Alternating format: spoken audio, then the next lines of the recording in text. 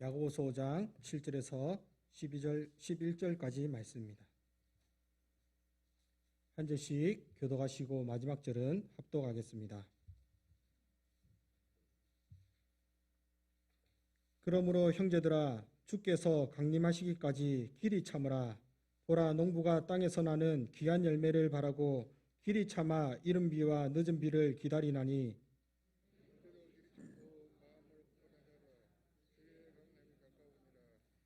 형제들아, 서로 원망하지 말라. 그리하여야 심판을 면하리라. 보라, 심판주가 문 밖에 서 계시느냐.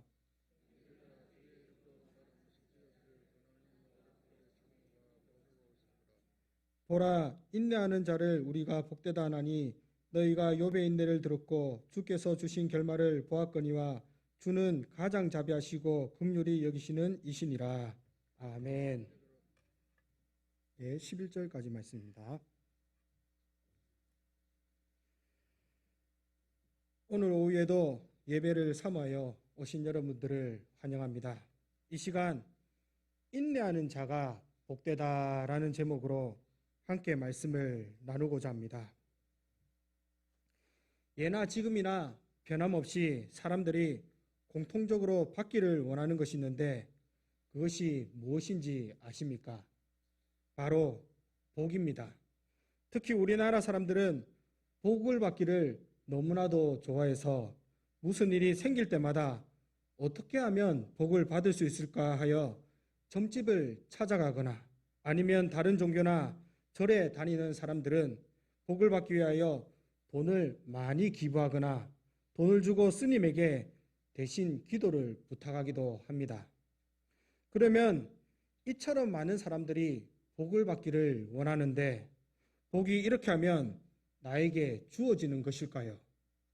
여기서 우리가 먼저 알아야 할 것은 복의 근원은 어디에 있는가라는 것입니다.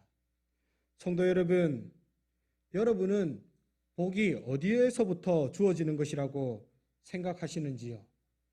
세상이 말하는 정성, 자연에게 빌거나 내가 열심히 하든지 아니면 열망하는 마음을 가지고 간절히 바라면 거기에서 복이 주어지는 것일까요?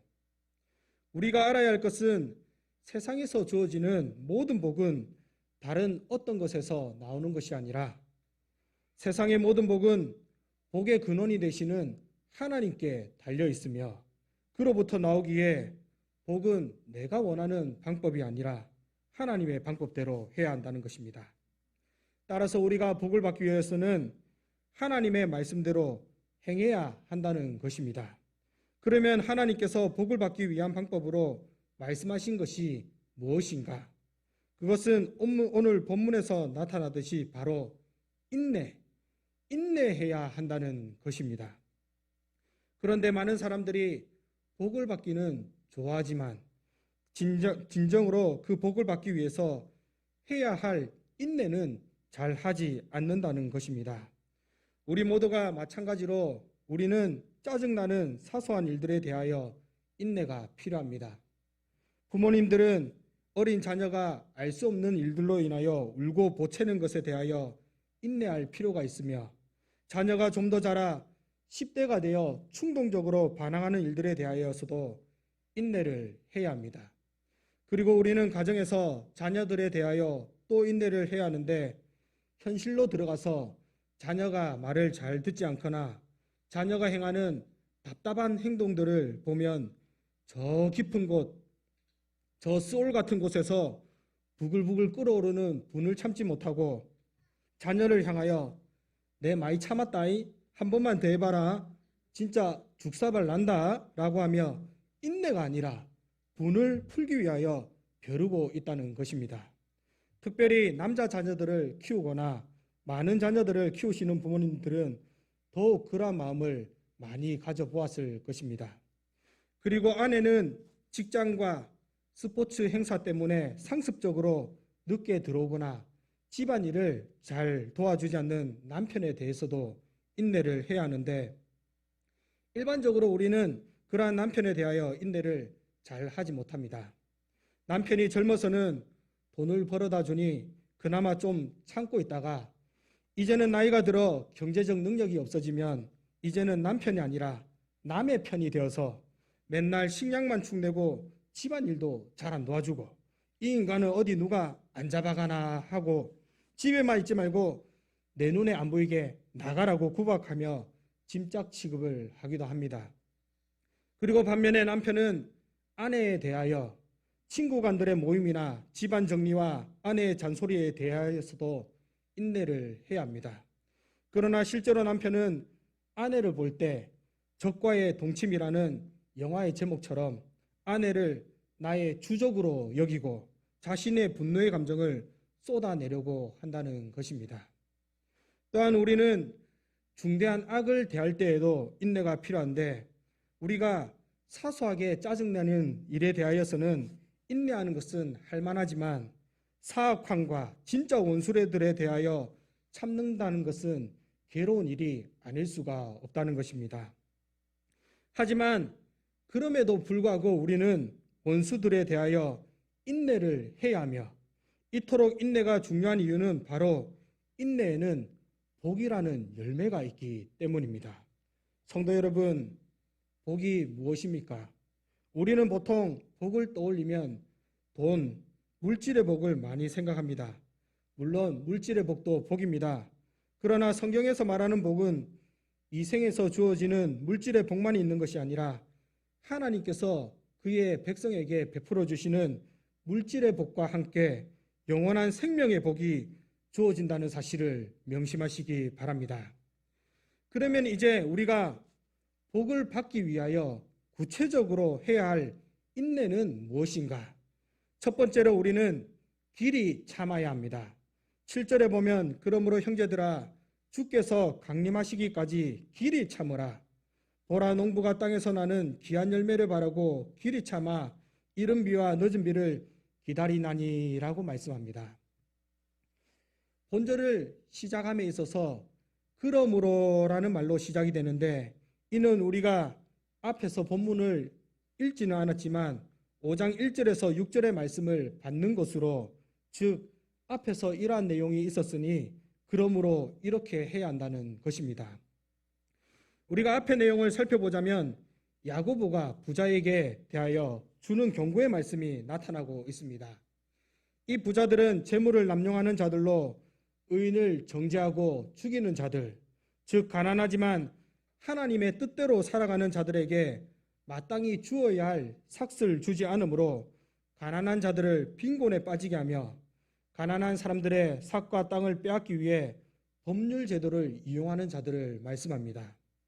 이들은 이처럼 가난한 자를 학대하고 짓밟고 그들을 우습게 여기고 더 짓밟지만 그들은 재판관의 손에 운명에 맞이할 것이기에 우리가 억압에 직면할 때 우리는 불평해서도 보복하려 해서도 안 된다는 것입니다.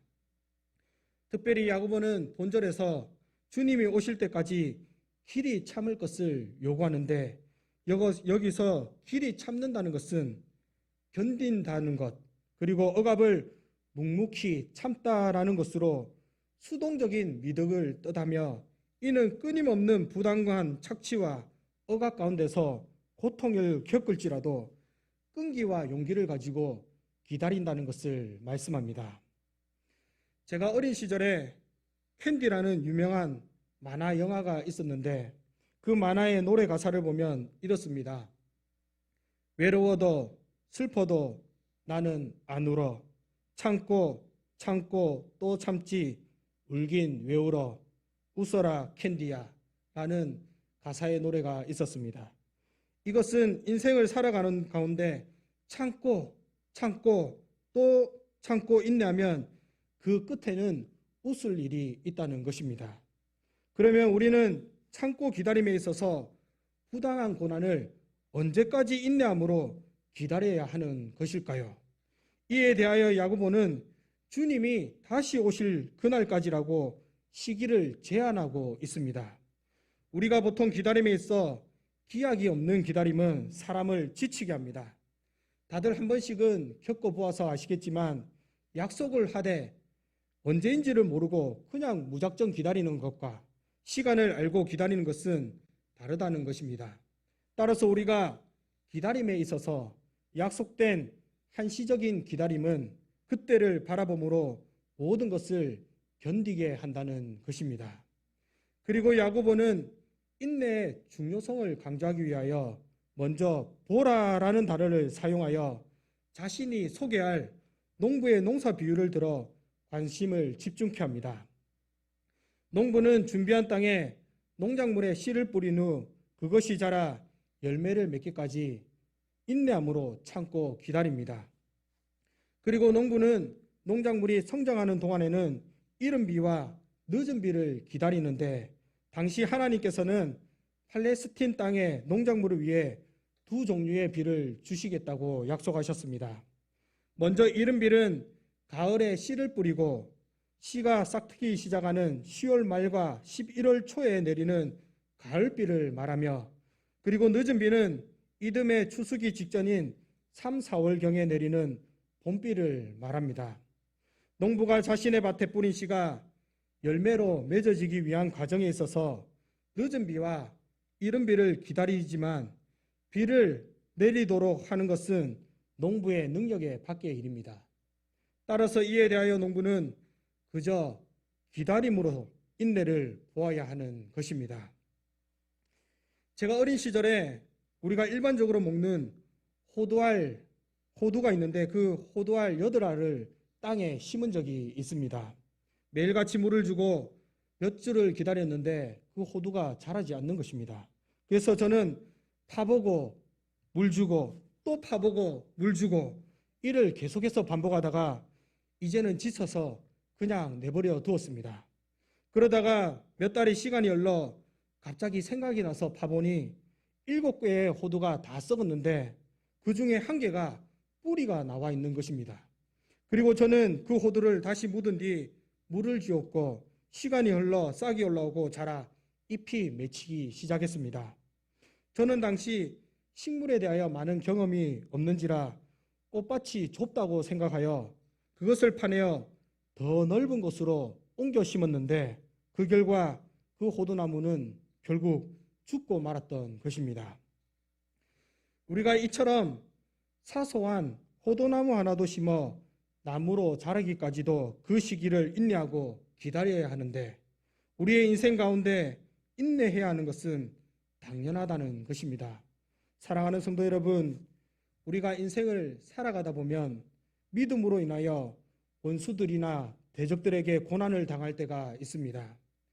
특히 현재에 들어서는 코로나가 계속되는 가운데 교회에 간다는 이유 하나만으로 비난받고 직장에서 사업을 하는 가운데 정직하게 행함으로 손해를 보거나 어려움을 당하며 가정에서는 믿지 않는 가족들로 인해서 핍박을 받을 때가 있다는 것입니다.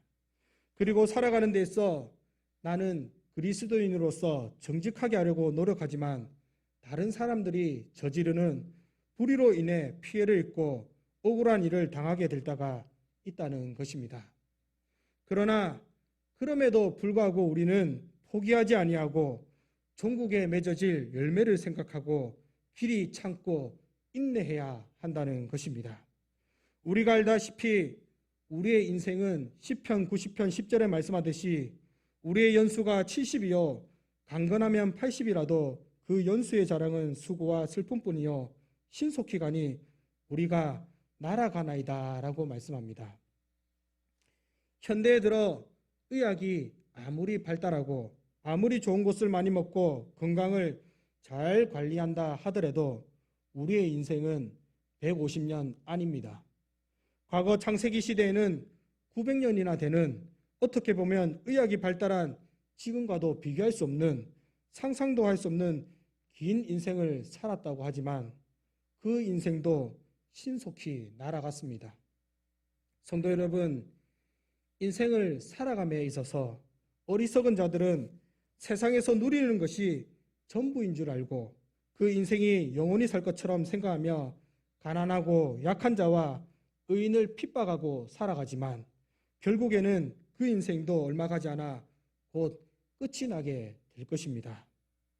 그러나 주님은 인내하는 자에게 복을 주신다고 말씀하십니다.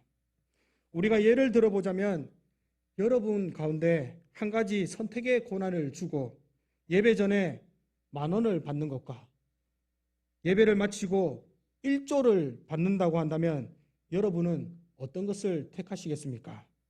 이거는 두말할 필요 없이 실제로 주어진다면 누구나 예배를 마치고 받는 1조를 택할 것입니다. 이처럼 세상의 물질도 이러한 가치를 가지고 인내하는데 하나님께서 우리에게 주시는 인내의 열매는 이와는 비교할 수도 없는 상상조차 할 수도 없는 큰 복이 주어진다는 사실을 명심하시고 주님이 주시는 귀한 열매를 바라보며 길이 인내하는 성도가 되시기를 바랍니다. 두 번째로 우리가 복을 받기 위해서 구체적으로 해야 할 인내는 무엇인가? 그것은 바로 마음을 굳건하게 하는 것입니다. 8절에 보면 너희도 길이 참고 마음을 굳건하게 하라. 주의 강림이 가까우니라고 말씀합니다. 야고보는 고난 가운데 있는 성도들에게 재림을 인내로서 기다리되 조금도 흔들림 없이 견고한 자세를 견지할 것을 권면합니다. 여기서 야고보가 말하는 굳건하게 하라는 것은 앞에서 말한 길이 참는 것보다 다소 능동적인데 그것은 강철 같은 결이라는 의미로서 누가복음에 나타난 예루살렘을 향하여 올라가시기 위해 굳게 결심하신 예수님을 나타내기 위하여 이 단어를 사용하였습니다. 그리고 전쟁을 함에 있어서 병사들은 전투 태세를 갖추었을 때 마음을 굳건하게 하며 굳게 서는데 우리는 이와 같이 어떤 사람이 우리를 향하여 열정적으로 자신의 감정을 쏟아놓거나 심지어 분노한 의견을 낼 때나 우리를 향하여 호통칠 때에도 우리는 굴복하지도 분노에 분노로 갚지 않고 굳게 서야 한다는 것입니다. 지난주에 있었던 기사 가운데 먼저 욕들었다니 너희 아빠 거지라고 막말한 맥라렌 차주 CCTV 확보에 죄송하다라는 제목의 기사가 있었습니다. 아마 여러분들은 한 번씩 보셨을 겁니다. 그 사건의 발달은 이렇는데 부산에 거주하는 다둥이 아빠가 지난 13일 오후 7시쯤 가족과 귀가하던 중에 슈퍼카와 시비가 붙었고 슈퍼카 운전자로부터 갑질을 당하였는데 오른쪽 골목에서 갑자기 끼어든 맥라렌 차주가 유리창으로 차마 입에 담지 못할 욕을 내뱉었다고 합니다. 그 내용은 아이들에게 얘들아 너희 아버지는 거지다. 그래서 이런 똥차를 타는 거다. 평생 이런 똥차나 타라고 반복하여 욕설을 퍼부었고 아이들과 와이프는 극도로 불안에 떨며 울기 시작했고 차 안은 아수라장이 되었다고 합니다. 그리고 그러면서도 맥라렌 차주는 계속해서 따라오면서 지구대에 가서도 변호사가 알아서 할 거다.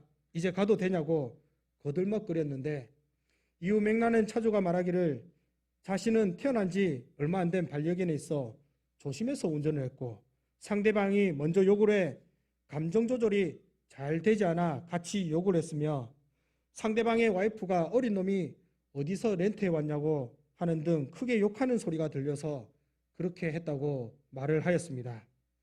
그런데 일방적으로 욕설에 대하여 강하게 부인했던 해당 슈퍼카 차주가 논란 하루 만에 형사에게 연락이 와 CCTV가 다 확보되었다는 말을 듣고서는 사과를 하게 되었습니다. 그리고 그는 당시 화난다는 그 짧은 생각 하나로 가족분들에게 씻을 수 없는 상처를 준 것 같아 정말 죄송스럽다고 모든 법적인 처벌을 달게 받겠다고 사과를 했다는 것입니다. 사랑하는 성도 여러분, 우리가 그 어떠한 고난과 핍박 가운데서도 마음을 굳게 하며 절박한 현실 가운데서도 소망의 확신을 가지고 이를 극복해야 내야 하는 이유가 무엇입니까? 그 이유는 주님이 강림하실 때가 가까이 왔기 때문이며 그때에는 모든 것이 밝혀질 것이기 때문입니다. 여기서 야고보가 주님의 강림이 가까이 왔다고 언급하는 것은 수신자들로 하여금 하나님의 심판이 임하는 마지막 순간까지도 긴장을 유지하도록 하기 위해서이며 이미 와 있으니 조금만 더 참으면 된다는 것을 강조하기 위해서입니다. 따라서 우리의 인생 가운데 비록 고난이 있지만 주님이 강림이 얼마 멀지 않았다는 소망을 가지고 마음을 굳건하게 하며 믿음의 인내를 이루는 성도가 되시기를 바랍니다. 세 번째로 우리가 복을 받기 위해서 구체적으로 해야 할 인내는 무엇인가? 그것은 서로 원망하지 않는 것입니다. 9절에 형제들아 서로 원망하지 말라. 그리하여야 심판을 멸하리라. 보라 심판주가 문 밖에 계시니라고 말씀합니다. 여기서 야고보가 예수님께서 문 밖에 계시다라고 할 때 우리는 의아함을 느낍니다. 왜냐하면 문 밖에 계신다라는 말은 이제 곧 들어올 준비가 되었다는 것이기 때문입니다. 우리는 생각하기를 어떻게 주님이 2000년간이나 실제로 들어오지 아니하시고 이 긴 기간 동안 준비를 할 수가 있는가라고 생각하지만 하나님의 측정 시간 기준은 우리와 다르기 때문입니다. 그리고 우리의 관점에서는 하나님께서 지체하시는 것 같지만 하나님의 관점에서는 죄인들에게 회개할 시간을 더 주시기 위해서 지체하시는 것이며 주님은 최종 경고 없이 갑자기 오시기 때문에 그런 것입니다. 성도 여러분, 그리스도께서 죽으시고 부활하신 이래로 우리는 계속해서 말세라고 부르는 시대를 살아가고 있습니다. 이 시기가 얼마나 길게 이어질지 아무도 모르고 모든 날이 바로 그 마지막 날이 될 수 있으며 이에 모든 사람은 예수님의 기한에 대하여 준비가 되어 있어야 한다는 사실을 기억하시기를 바랍니다. 이러한 이유로 야고보는 서로 간에 원망하지 말 것을 말씀하는데 여기서 원망하다라는 말은 신음하다 혹은 한숨을 쉬다라는 의미를 가지고 있는 것으로 우리가 억압을 받게 될 때 그로 인해 그렇게 한다는 것입니다. 정말로 우리는 압력을 받을 때 분노하면서 성급하게 말하는 경향을 가지고 있습니다. 예를 들어 압력을 받았을 때, 잠을 잘 못 잤을 때, 억압을 받을 때 우리는 가족과 친구들에게 모질게 말합니다. 그리고 우리는 다른 누군가가 우리에게 잘못을 가했을 때 서로를 원망하며 매우 어리석은 어떤 사람이나 불구대천의 원수가 직장에서 우리의 하루를 망치게 될 때 우리는 그 분노를 사랑하는 사람에게 터뜨리게 됩니다. 따라서 야고보는 우리가 우리 형제들에게 원망하지 말라고 하면서 그리하여야 심판을 멸하니라고 말씀합니다. 이는 우리가 판단할 권리가 없다는 것이며 재판관은 하나님이시기 때문에 비판을 받지 아니하려거든 비판을 하지 말라고 주님께서 말씀하시는 것입니다. 저도 그렇지만 우리가 비록 그리스도인이라고 하지만 부당하게 억압을 받을 때 우리는 우리의 삶의 자리에서 고단한 삶에 지쳐 자신의 신세를 한탄하거나 남에게 불평 섞인 말을 할 수가 있는 현실이며 왜 내 인생은 그런가라고 불평하고 싶은 마음이 들 것입니다. 그러나 그럼에도 성도는 아무리 고통스러운 현실 속에서도 누구를 원망해서는 안 된다는 것입니다. 만약 자신에게 닥친 고통 때문에 다른 상대방을 미워하고 원망하고자 하는 유혹에 빠지게 된다면 결국 그것은 하나님의 심판의 대상이 되는 결과를 낳을 뿐이라는 사실을 명심하시기 바랍니다. 그리고 야고보가 이런 마음, 서로가 원망하려고 할 때마다 다가오는 심판을 기억하라고 명하고 있는 것처럼 우리 가운데 형제를 원망하려는 마음이 들 때마다 이제 심판이 다가왔구나. 지금 주님께서 문 밖에 들어오시려고 하신다는 사실을 생각하시고 인내하는 성도가 되시기를 바랍니다. 마지막으로 우리가 복을 받기 위해서 구체적으로 해야 할 인내는 무엇인가? 그것은 선지자들을 본으로 삼는 것입니다. 10절에 형제들아 주의 이름으로 말한 선지자들을 고난과 오래 참음의 본으로 삼으라고 말씀합니다. 고난과 오래 참음의 본을 보인 선지자들은 주의 이름으로 말한 사람들인데 이들은 하나님의 종이며 말씀의 대언자로 순종하며 살아가는 가운데 주의 이름으로 인하여 얼마나 많은 고통을 당하였는지, 또 그 많은 고통 속에서 하나님을 향한 믿음을 잃지 않고 어떻게 그것을 온전히 참아내었는지를 보여주고 있습니다. 특히 선지자들은 범죄한 이스라엘의 죄를 꾸짖어야 했을 때 하나님께서 주신 메시지는 종종 청중들에게 반감을 불러 일으켰습니다.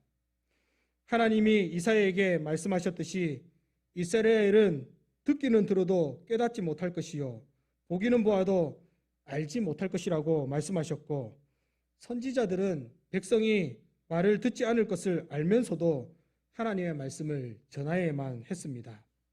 그리고 실제로 엘리야, 엘리사, 이사야, 예레미야, 에스겔, 호세아 등 선지자들은 이스라엘의 종교 지도자들이 자신들의 예언을 무시하는 것을 보았고, 그들을 향하여 나타내는 적대감을 인내로 견디는 가운데 계속해서 예언을 하였으며, 이들은 자신이 예언한 심판이 일어나는 것을 한 번도 보지 못했지만 핍박을 당하는 가운데서도 인내하며 계속해서 언약에 대한 불충함과 악행들을 공공연히 지적하였습니다.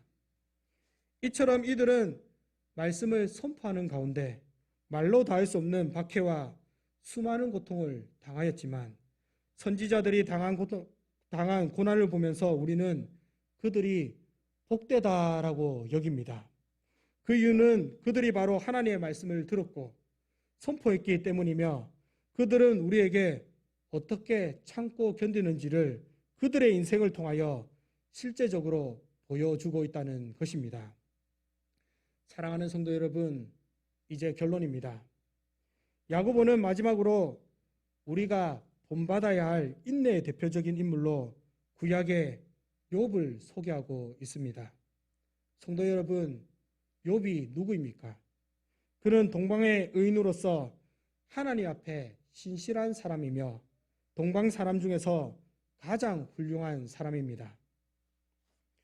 우리가 보통 의인을 지칭할 때 그의 삶이 완전한 사람이 아닌 하나님을 믿는 사람을 말하지만, 욥은 특별하게도 그의 삶조차도 완전하다고 할 정도로 온전하고 정직하여 하나님을 경외하는 자로서 악에서 떠난 자라고 말씀하고 있습니다.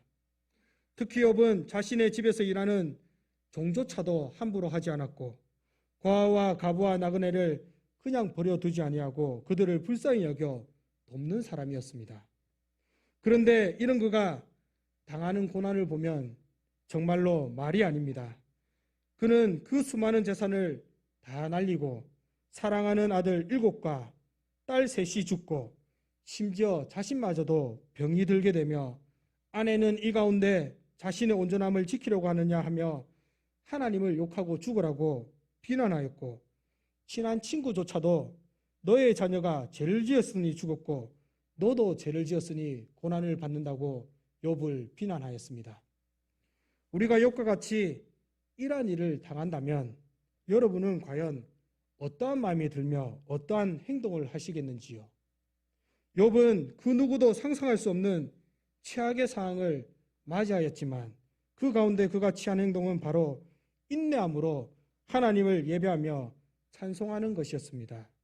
욥기 1장 20절에서 22절에 욥이 일어나 겉옷을 찢고 머리털을 밀고 땅에 엎드려 예배하며 이르되 내가 못해서 알몸으로 나왔사온즉 또한 알몸이 그리로 돌아가올지라 주신 이도 여호와시요 거두신 이도 여호와시오니 여호와의 이름이 찬송을 받을지니이다 하고 이 모든 일에 욥이 범죄하지 아니하고 하나님을 향하여 원망하지 아니하리라고 말씀합니다. 사랑하는 성도 여러분, 우리는 욥의 인내를 생각하면 정말로 믿음의 사람은 이러해야 한다고 생각하면서도 그는 세상 사람들과는 다른 특별한 사람이니까 가능한 것이지라고 생각합니다. 예, 맞습니다. 이는 하나님의 백성으로 세상 사람들과 구별된 특별한 사람이기에 가능한 것입니다. 그러나 우리가 기억해야 할 것은 저와 여러분들도 이와 마찬가지로 하나님의 자녀로서 세상과 구별된 특별한 사람이라는 것이며 우리는 이것을 망각해서는 안 된다는 것입니다. 특별히 오늘 우리가 종료주의를 맞이하였습니다.